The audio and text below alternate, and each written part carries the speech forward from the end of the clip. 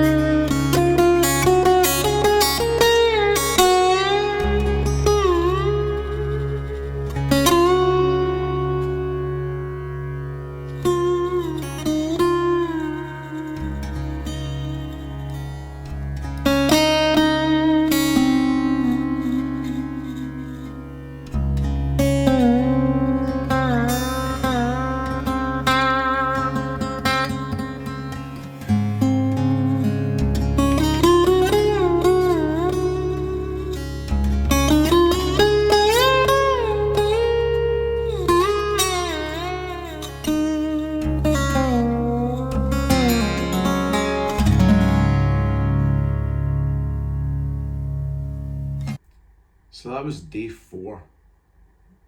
Day 4 started very early.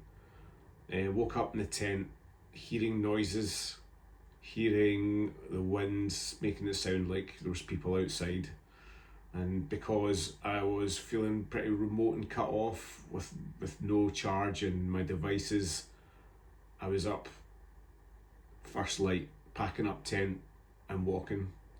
So I knew I had a good few miles to get to Ardnaig, but I knew that if I could just get there, I could get everything charged.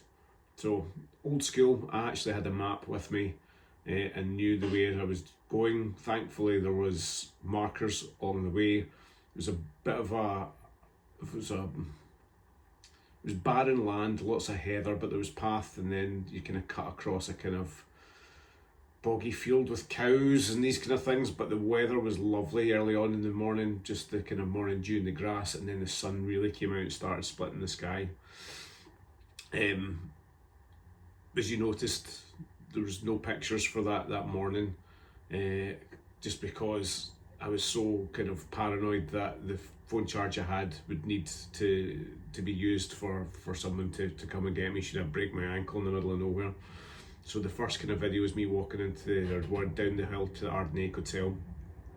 In there, stocked up, got some sustenance, a nice hot meal, and all my tech charged, phone charged up, and then the sun really had come out. So I hit the road alongside Loch Tay.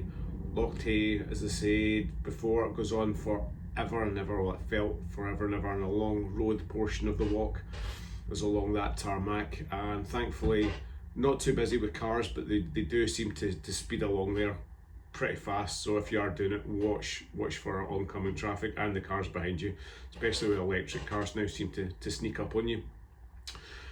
From there you kind of hit off back into off the road, and then it's a kind of nice enough walk.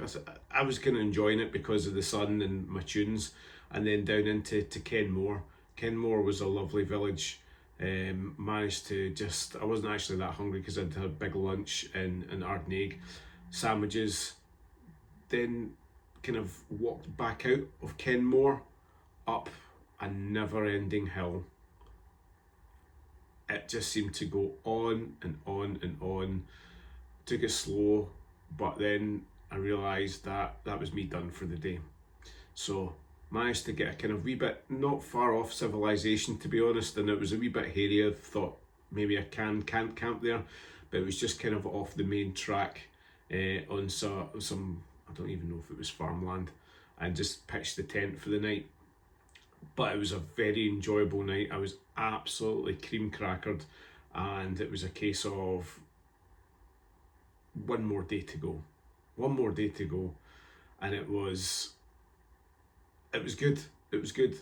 I had a phone call from a friend, and that seemed to kind of boost me from my last day.